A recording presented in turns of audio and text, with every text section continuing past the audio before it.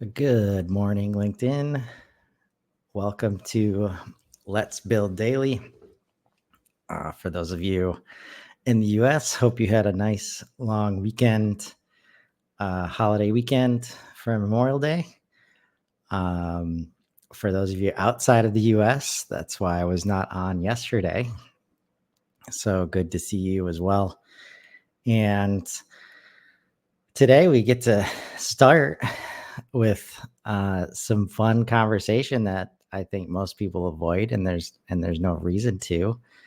Um, Pricing, right? And this is also a challenge to anyone trying to create content for HubSpot, for the HubSpot platform right now, because it changes so much. And that's why I'm a big advocate of these live shows that are a little more off the cuff. Just because you can put a lot of effort into what you're trying to say and what you're trying to do. And then the tool changes, they change their policy, something changes to make your old content less relevant or possibly even misinforming. Case in point, just Friday, I think I led with the fact that everybody needs to be using Commerce Hub, or it is a lowest hanging fruit or quickest win for most businesses because it is free and they already have access to it. So, need to update that statement a little bit. And so we see at the top, again, we're in the free portal here that has not set up Commerce Hub yet. Price change alert. The price for Commerce Hub is increasing on June 24th, 2024 with the rest of the platform, by the way. To lock in current pricing, though, for 12 months, you'll need to set up Commerce Hub and process at least one payment before June 20th, 2024. So again, current pricing is the same as any other payment. Most other payment processors. So if we just click on that to understand a little bit better, right now, we have standard pricing that is the Stripe processing fee, right? In most cases, it's anywhere from, let's say 2 to 3%, just to keep it easy, based on volume and based on, some other variables that your payment processor might take into account. And after this change, HubSpot will be adding a 0.5% platform fee. Now, this is basically in place of, any hub licensing or subscription that you see in the other cases of all the other hubs, right? So we've all been wondering how this change was going to happen. And here it is. I think it makes sense. And of course, my gut reaction is, no, I'm going to have to change my talk track because it was free. And I've been telling everybody that it was a great value. Or this is why we can't have nice things because they want to charge for it. When in reality, this is still an unbelievable value when you can do it inside of your CRM like this next to the CMS, because in many cases, you might think that you need to sign up for something like a Shopify or some other e-commerce platform, even though you don't need e-commerce functionality, and you're doing that just so you can transact online, right? You don't need carts. You don't need some fancy online store. You just need to send a link to somebody that they can pay online, right? This allows you to do that. On the other side of things, you have super expensive, more complicated than they need to be build outs for online commerce. So again, this piece plus CMS in some cases, but you don't even need CMS, right? We've talked about payment links that you can just create in seconds for somebody to be able to send and collect a payment, right? So you don't even need CMS pages, but it gets pretty powerful if you start to include that when we talk about portals and stuff. That is well worth this 0.5%. You're going to save so much money, so much time, so much effort that, it still should be a no-brainer if you like your customers to be able to transact online with you. But let's, before we get into the data model, let's talk about, setup real quick. Haven't been over that. Again, why are we doing this? Why do we care about this? Right? What does it include? Invoices, payment links, quotes, subscriptions, right? It's connected and secure. You can accept these payments, these insights with commerce and CRM data. You really can't underestimate the power of that. That is the real value here. So get started with Commerce Hub today. Apply or connect your Stripe account. If creating a new account, your application review may take up to 3 business days. If connecting your Stripe account, connection should be immediate. So there's a review here that Stripe has to do. And this is where, you need to involve, if you're a stakeholder if you're an admin or something and you're not in leadership and you want to get this done, you need some stakeholder involvement because they ask about, percent of ownership, the company setup. You're accepting payments and they don't want to just let any old person be able to throw out links for people to pay. That's how fraud happens. So you got to share business documentation, right? Just like, your tax ID, all this stuff, because when we talk about, keep payments secure, this is how we keep them secure, by making sure you're a real business that should be getting paid for services, right? Once and this process happened to me, right? Because we were just starting our business last August. All I had was my LLC documentation, right? I had no business history, right? If I didn't have that, and that made it take, I had to reconfirm a couple times, right? It wasn't as smooth as I would have liked, but when I'm a brand new business with no history at all and no revenue, no taxes, no previous returns, they're doing their due diligence to bring you into their system, right? But if you have a Stripe account already, it should be immediate, right? So that's the one thing, sometimes it can make you think like setup can be a cinch and a snap, but if you got to go through that stuff, it's going to take longer than you might expect. But in my opinion, it takes as long as it should take to protect yourself and to protect your customers. So that's why we're doing this. This is a huge value to your business and to your customer experience.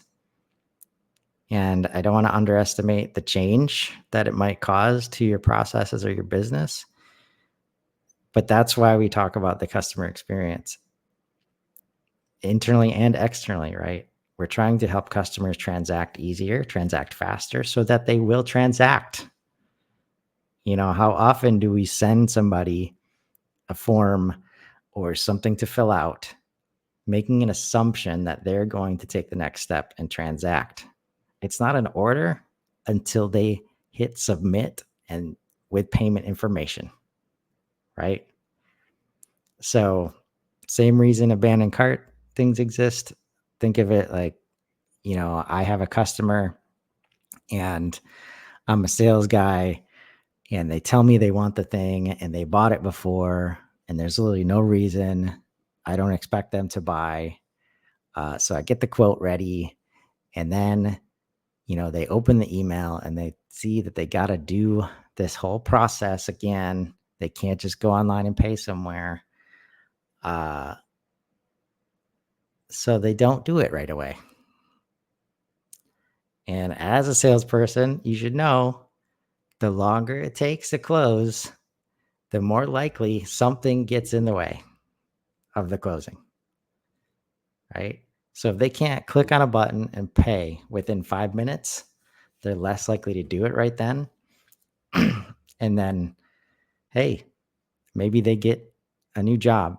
Maybe they get let go. Maybe they get reassigned. Maybe it just gets buried in the email and it's buried in yours. So now you get to it next week. Oh yeah, that person was supposed to, hey, orders team, did we get an order? Because I can't see in the current system. I told them to talk to you, and they might not have copied me in because they had to go and submit this stuff to a separate orders inbox. So can you let me know if they did that? Oh, they didn't? Okay, I guess I got to follow up again. Right? It's that kind of stuff that, and I'll admit, it's hard.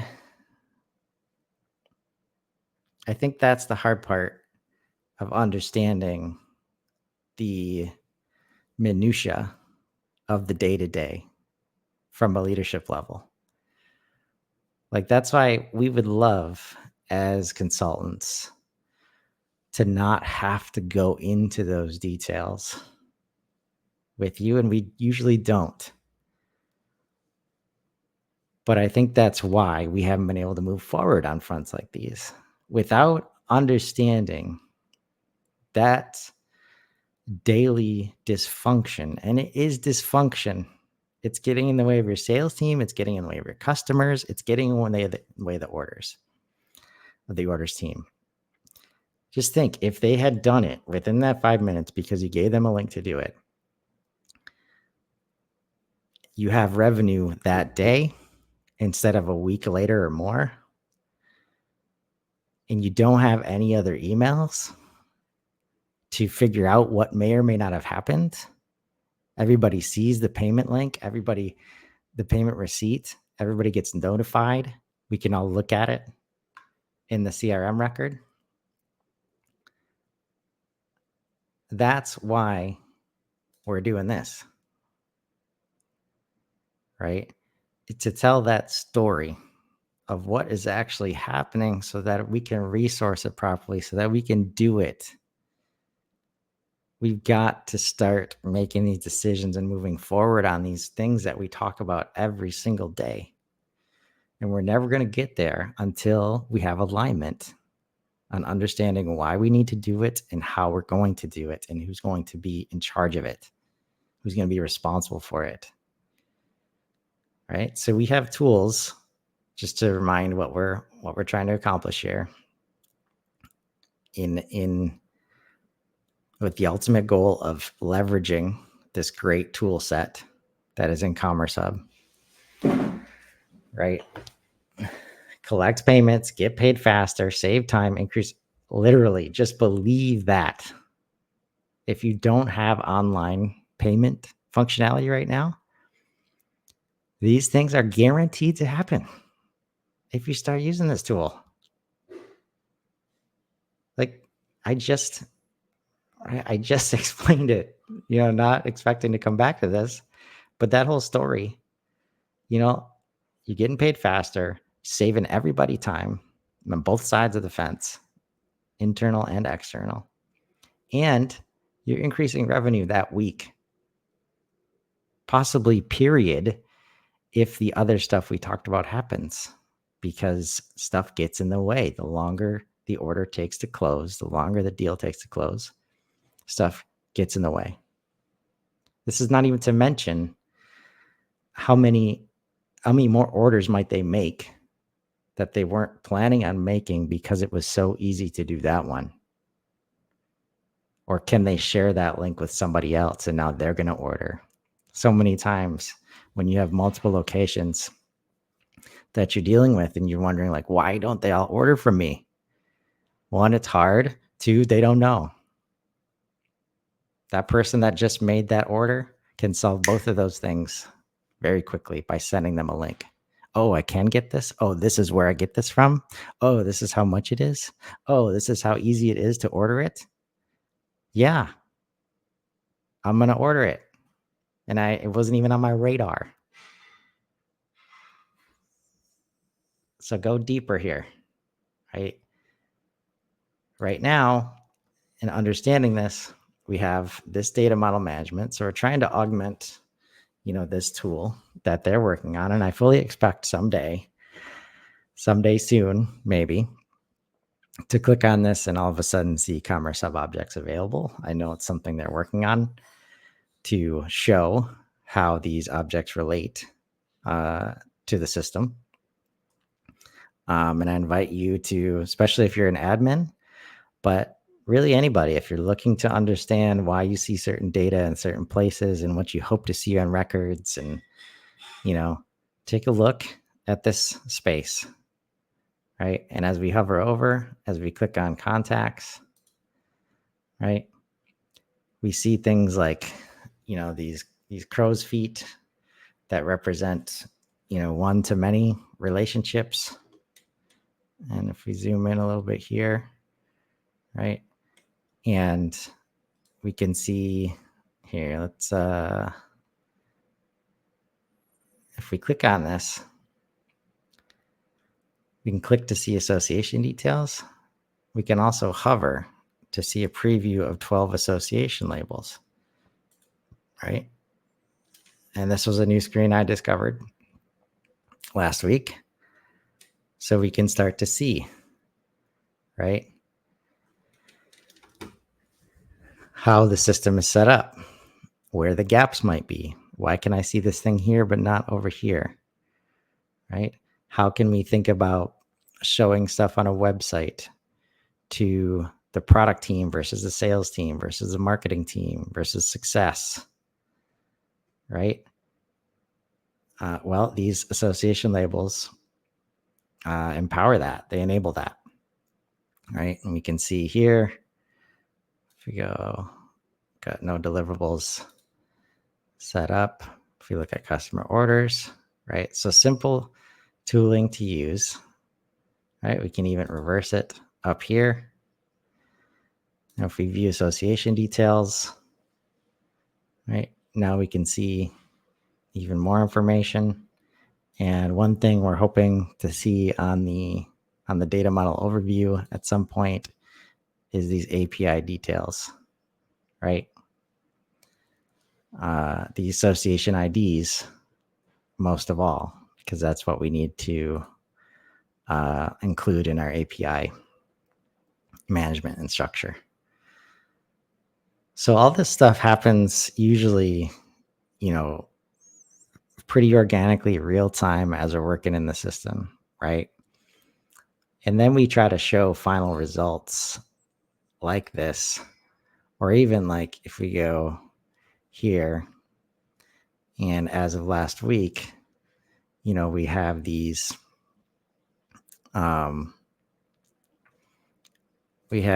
unified record views, right? If you haven't seen it yet, you definitely need to check it out, right? If we don't have all our stuff straight, we're not going to be able to build these out in the way that we want, right? So to get to this place, this is where we usually start, right? And somebody tells us, oh, I want to see this and this and this. So we come in, see if we can add a card, and then we can't. So we go, back over here, and we're like, oh, we don't have that association, or we don't have that piece connected, or I don't have that property. So it's on this record, it's on this object. I thought it was on the other objects. So I got to create something. I got to connect something that wasn't already connected. I need to create a place for data. And I do that in the moment. Meanwhile, this is this ERD situation is getting like, shot to hell, basically, as you start to create and start to add pipelines, start to add properties, start to add new stages and association labels, right? So it's nice on one hand that HubSpot lets you do some of that stuff a lot easier than most other systems, and you can explore like that. But at some point, you have to switch the mapping gears on, because where I was going with this is the outcome that you're going to show the leader. Let's say it's like, hey, this is how we can get this 360-degree view of the customer. This is how Susie in order management can just work from one place. This is why we need to integrate the ERP, right? That's the dots we connect from a very high level, right? And then they see the cost of integrating ERP and they're like, hell no, why would I do that? That doesn't seem worth it. Just give me the view. Just connect it, just export and import. Just, work with what you got. Right. And it's like, well, I don't got that unless we connect these systems. Right. But that's a story that we're not going to get buy-in for if we don't dig a lot deeper into that. And that's what goes into, right? If we show them something like this is super technical. All the developers need this kind of documentation, but we're going to lose leadership pretty quickly if this is like, say, the dry level. And these are not built to show leadership, right? And I get that, right? These are for somebody else, somebody, responsible for this activity. But we do have to find a way to say that, hey, when I create products and line items, I need this information, right? And if we're going to own it, if we're going to maintain it in the ERP, that's fine. But if you like the way that quotes are looking out of HubSpot, we can't be maintaining these things in two different places. That's a nightmare and a recipe for bad data, right? For bad quotes going out the door. So we got to connect these systems, right? And that might be one of the most common use cases that gets people to move on this stuff is quoting and quotability while maintaining, profitability and margin and all this data, because we're not meant to manage that in HubSpot yet. We need these other systems connected in order to do this effectively, or it is creating a huge workload on the team, right? So we got to find a way to tell this story, right? Because this is just information structure here, literally entity relationship diagram, instead of being, stakeholder relationship diagram, experience relationship diagram, whatever we want to call it, calling it data modeling for this activity. But it's like, how does this stuff matter against the customer journey? One thing I haven't added yet is, the internal journey, which I've done in some cases. So we're going to let's go over here and just grab that.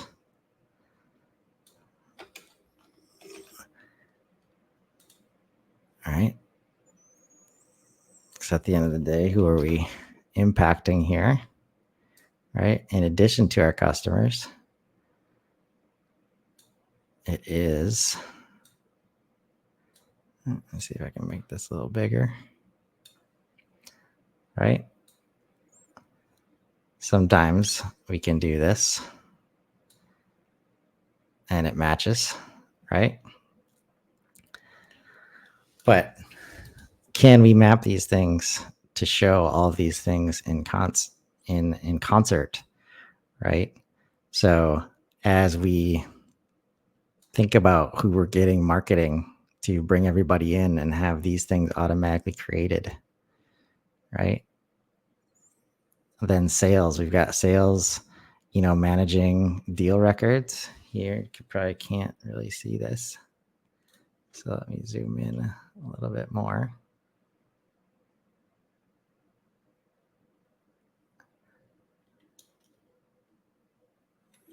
Back out a little bit. All right. So we've got deal record here, right? So let's actually just bring this out. Actually, let's do this here. Let's bring CX over here. Calling CX, could be customer success, also customer inside sales, let's say, right? People who are very focused on helping the customer take the next steps versus sales that can be, they've got a quota to hit, so they can be very, how do I get the customer to buy minded, which we want them to be doing, but also in the best cases, they're also in how do I help this person move forward, with us as a business. So then we've got CX that starts this process out. And this, again, this might be overlapping with, I think I'll have to depict some overlap here. All right. And we've got operations. Finance could be, they're probably involved in the approval of, can we do business with this customer?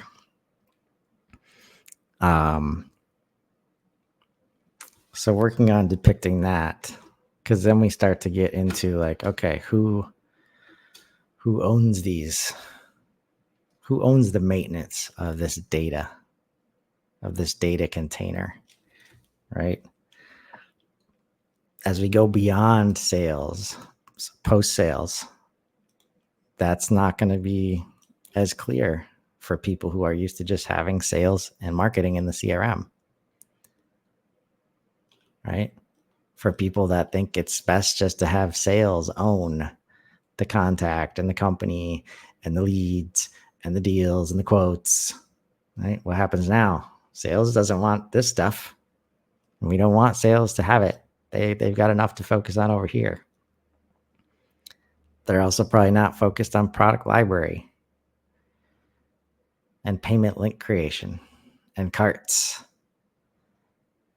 right? So how do we get the rest of our team involved? And depending on who's involved and when, that's how we build out these pages. What information do they need to do their job in that moment in the process? Right? This is the whole point of teams and team views. We know it's a complex system that can do a ton of things. And this is very clearly doing all of the things at the same time because we're a two-person operation that just need to see all the things throughout the process, right? So haven't taken a lot of time to whittle it down. I just make sure the data is on the screen somewhere while playing with the ordering occasionally, right? So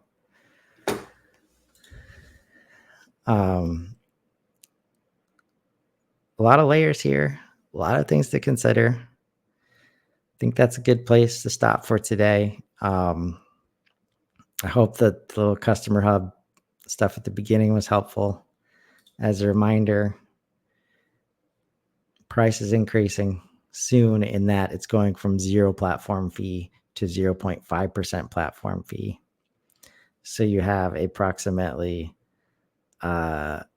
20 days, a little more than 20 days to do at least one payment to get no platform fee for the next year, right? Again, credit to HubSpot here. I was surprised to see this, but how many times with other companies do we get 0 months? So, hey, price is going up, nothing you can do about it, right? At least I have somebody who's been using Commerce Hub and has processed payments. I have 12 months to update, let's say margins or profitability of the thing and how Commerce Hub is going to impact that, right? How this change is going to impact that. So by no means should it deter you from taking advantage of this super valuable tool set. And again, this is the why I'm spending so much time on this Commerce Hub data modeling. So as you check this out, as you check out Commerce Hub, find that opportunity and let's grow. Have a great week, everybody.